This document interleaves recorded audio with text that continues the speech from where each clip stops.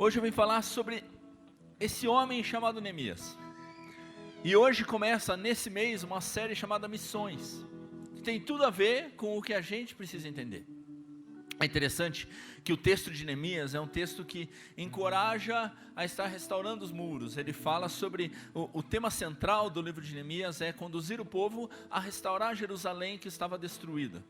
E é interessante que Neemias recebe essa notícia. Vem alguém, conversa com ele, bate papo, e esses amigos dele voltam e ele está lá na nobreza, ele está no meio do reino, servindo o rei como copeiro. O copeiro tinha a função de provar tudo o que o rei ia tomar, porque lógico, podiam matar o rei, podiam fazer alguma coisa com veneno naquele copo, e ele provava antes de tudo, ou seja, tudo que era bom ele testava, e se era ruim, ele morria antes.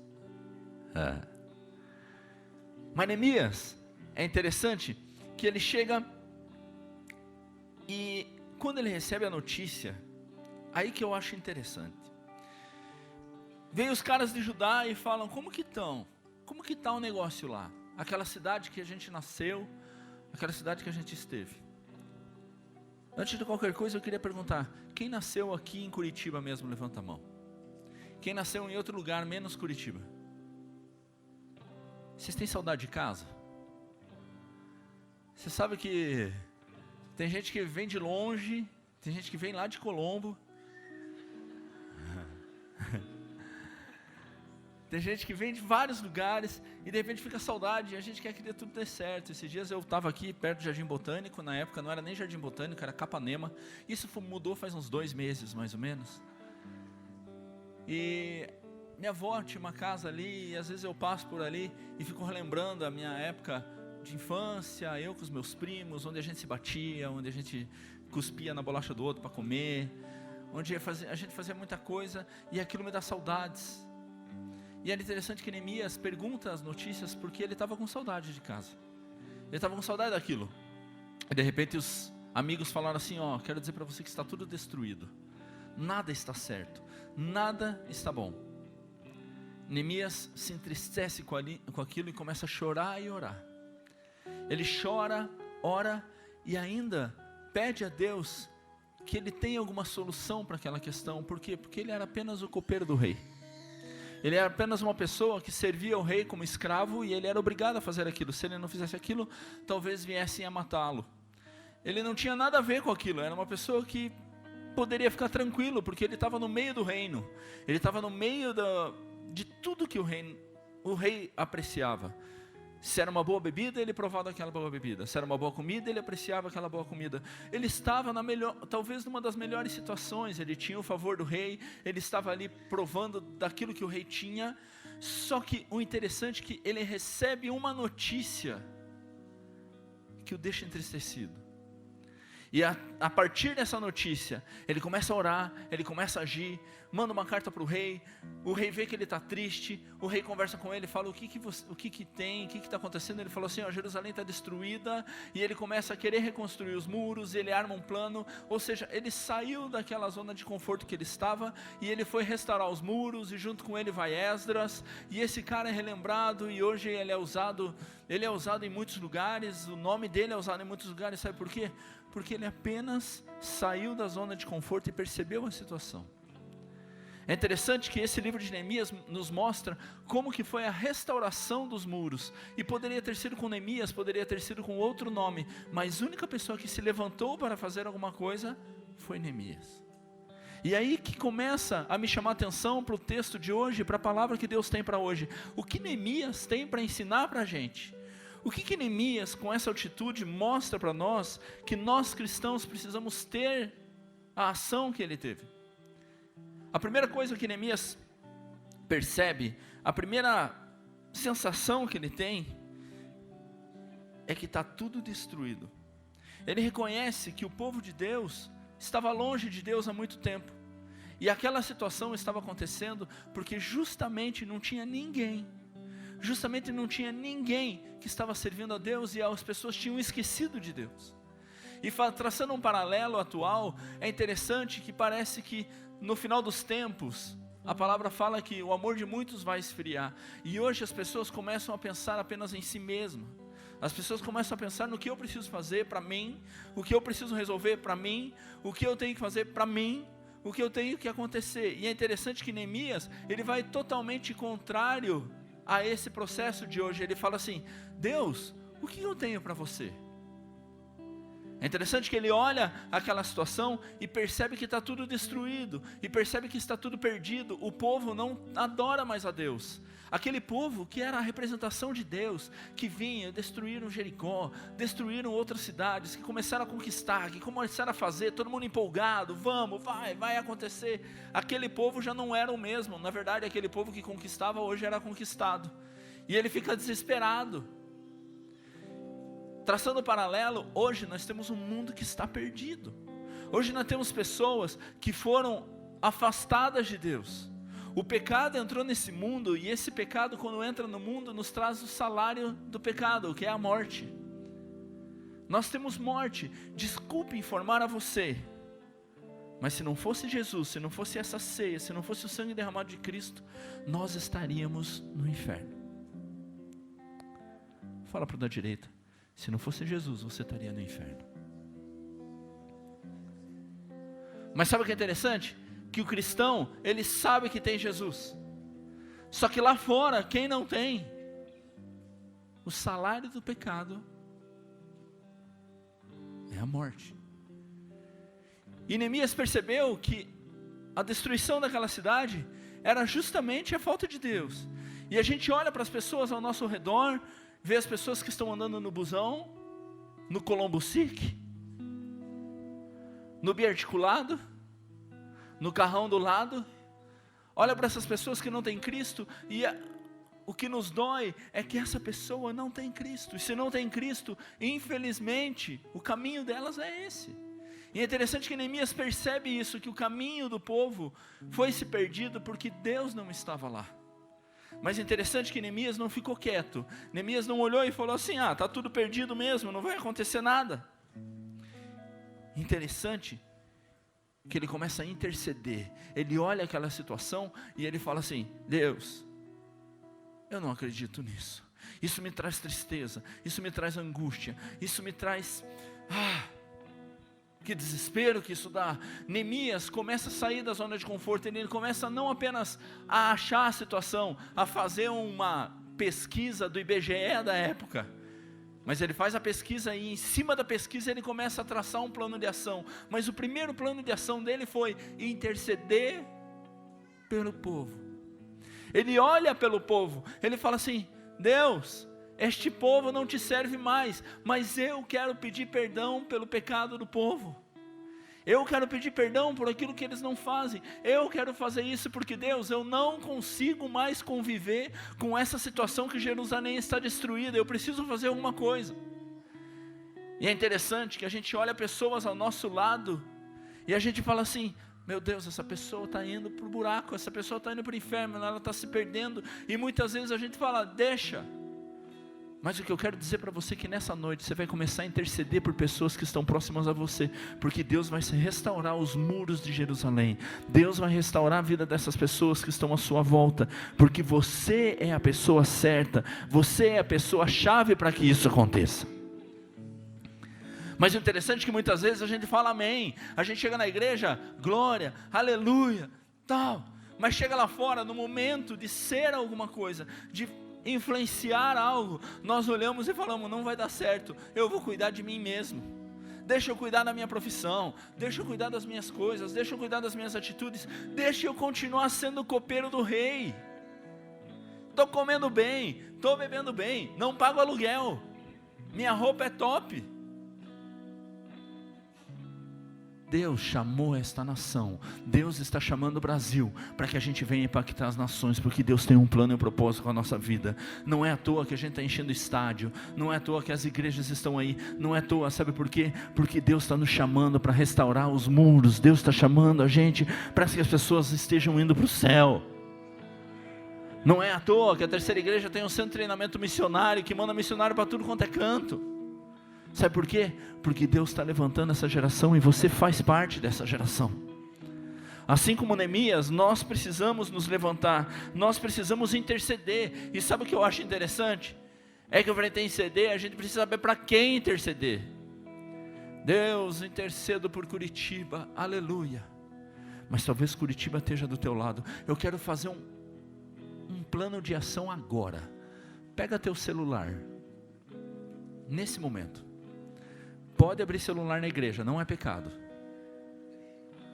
Pega teu celular, pega teu bloco de notas, ou pega alguma coisa que você pode anotar, pega uma caneta, pega, sei lá, pega.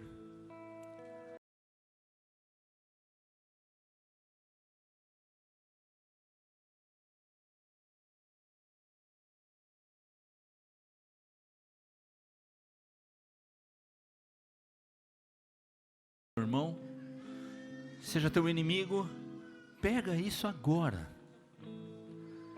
Pega esses 3 nomes.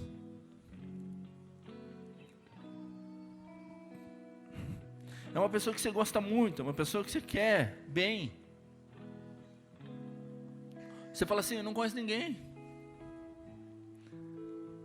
Então sei lá, Deus te abençoe. Mas você pegou esses 3 nomes, você está anotando esses 3 nomes? Saiba que você que é a resposta para esses 3 nomes. Você que é o Neemias desses 3 nomes. Você que precisa restaurar os muros desses 3 nomes. Você que precisa manifestar a glória de Deus para essas pessoas. Como você vai fazer isso? Eis que te digo, tem uma palavra agora. Se vira. Se vira. Porque o problema é teu. Essas pessoas vão escutar você. Essas pessoas não vão escutar outras pessoas, elas vão escutar você. Elas confiam em você. Aquilo que você fala faz a diferença na vida delas. Assim como Neemias intercedeu pelo povo, você precisa interceder por elas. Porque se essas pessoas estão erradas, começa a pedir perdão por elas. Começa a orar por elas, começa a abençoar a vida delas, começa a fazer algo diferente. Sabe por quê? Porque a tua oração tem muito efeito. A oração do justo move a mão de Deus. E essas pessoas estão esperando Cristo através da tua vida. E não é à toa que a série desse mês é missões. Porque missões não é apenas ir lá para a China fazer missões. Não é fazer missões, é falar de Cristo a toda pessoa. Só que aí a gente precisa ter alguns cuidados na hora de falar de Cristo. Porque a palavra fala que nós somos o sal da terra. Quem concorda nisso? Quem concorda que você é o sal da terra? Quem concorda que você é a luz do mundo? Só que sal tem um grande problema.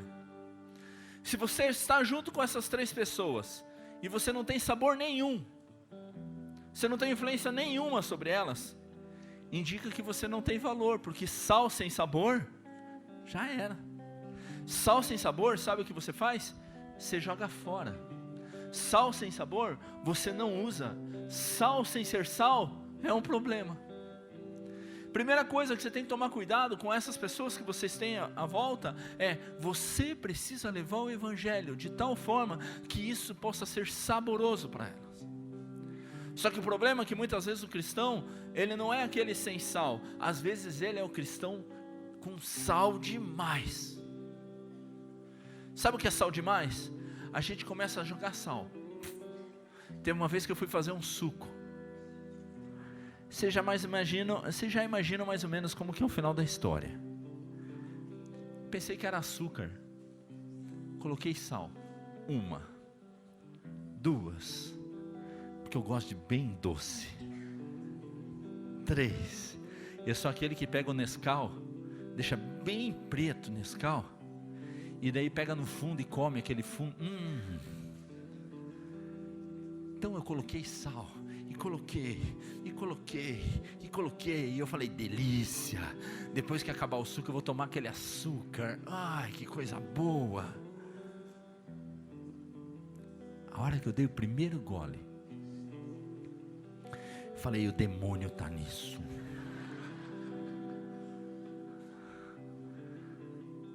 Cara,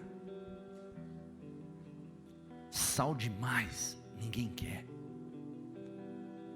Para de ser crente chato.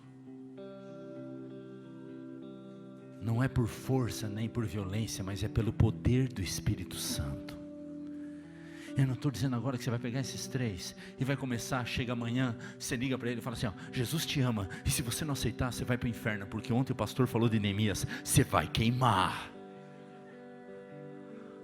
Para ser cristão, você tem que parar de fazer isso, ou seja, você é um vegetal. Sal é bom na medida certa, não sal de mais, nem sal de menos. Tem gente que gosta de ser sal no saleiro. Sabe o que é ser sal no saleiro? Dentro da igreja, ele é bom, porque aqui está cheio de sal. Mas chega lá fora, ou a gente é sal demais, ou a gente às vezes nem é sal. Eu não vou falar de Jesus para não dar problema. Irmão,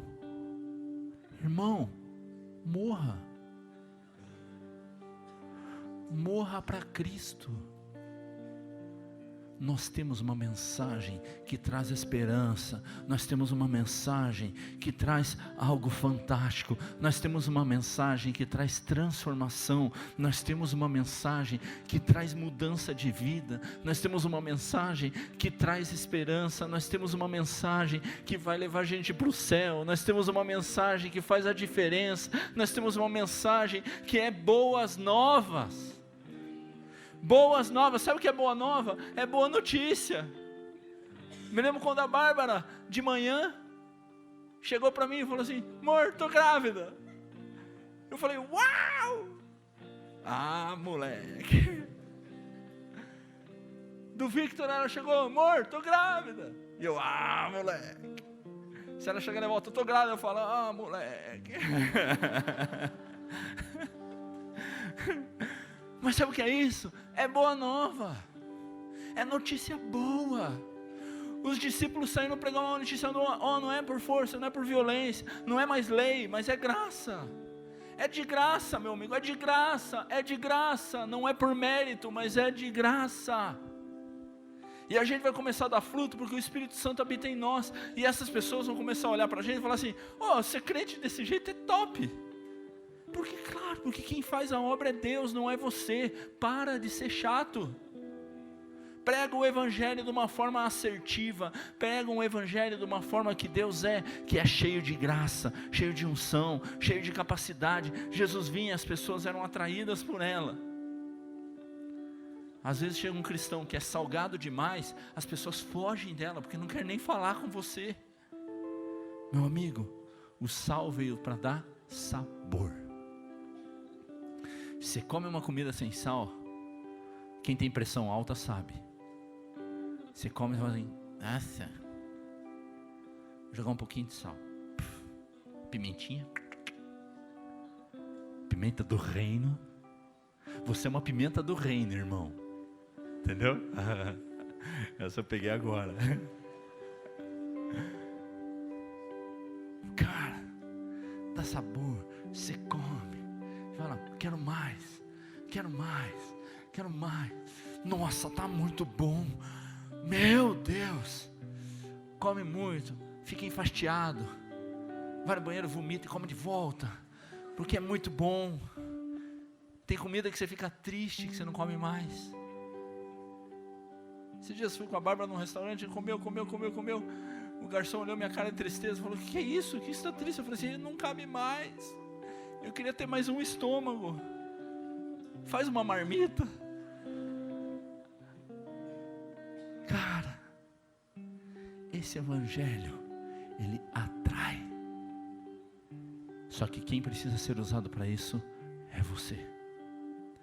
Quem precisa se despertar para isso é você. Essas 3 pessoas que estão aí, que você anotou, você é a resposta para essas 3 pessoas. E como você vai fazer para atraí-las a Cristo, eu não sei, mas às vezes é não falar. Tem gente que você não precisa falar de Cristo, porque esse evangelho é tranquilo. Seja você o evangelho, seja você o livro que as pessoas leem. Tem um ditado, um jargão que todo mundo conhece, fala assim, as tuas atitudes falam muito mais alto do que as tuas palavras. Isso é perigoso. Porque você precisa se cuidar. Você olha e fala assim, meu Deus, eu sou uma carta viva, eu sou algo que Deus chamou para fazer a diferença, porque Deus te chamou para fazer a diferença deste mundo. Deus chamou Neemias para restaurar os muros, e ele restaurou os muros de uma forma tal, que até hoje ele é lembrado. Esdras veio, você é o Neemias desta geração. Fala para o da esquerda, e aí Neemias, tudo bem?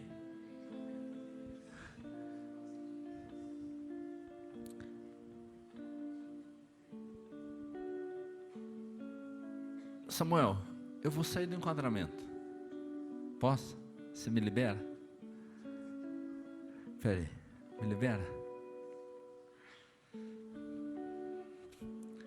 Sabe que eu saí dali? Porque o cristão precisa sair do seu lugar e ir para onde a gente precisa estar. Ser cristão na igreja talvez seja das formas mais fáceis da gente ser. Mas tomar atitude de cristão lá fora talvez seja dos maiores desafios que a gente tem. Porque muitas vezes a gente não sabe o que fazer. Mas eu digo que Deus está transformando essa geração para que faça a diferença. Sabe por quê? Porque Ele é a porta aberta, Ele é a porta fechada. Entendeu, banda? Ele é a porta aberta, Ele é a porta fechada. Ele é a tempestade, Ele faz tremer as pernas. Sabe o que é tremer a perna? É quando você está apaixonado e olha aquela mulher vindo. Se você é homem, e você fala assim: uau. Me lembro no casamento que quando eu entrei todo mundo fez uau. Mas quando a Bárbara entrou, uau, que animal. Eu olhei e falei assim: é hoje. É hoje que eu me arriguei para o resto da vida.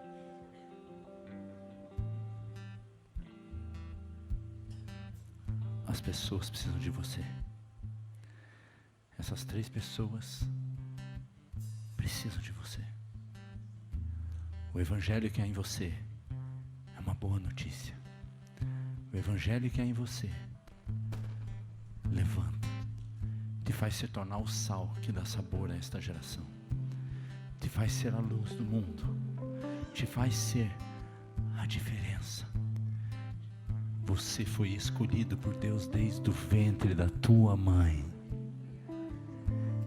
Desde o momento antes de você nascer, Ele já morreu lá na cruz e ressuscitou para que você possa ir com Ele para o céu, para que você possa beber, ser o copeiro do rei, você possa beber daquilo que Ele tem, você possa fazer aquilo que Deus tem. Deus está te levantando, e este mês você vai ser usado e ousado por Deus. Você vai chegar no céu e vai falar assim: você está entrando sozinho? Falou: eu estou entrando sozinho. Deus vai falar: e os outros? Não sei, me cuidei. Irmão, eu quero entrar no céu com uma galera.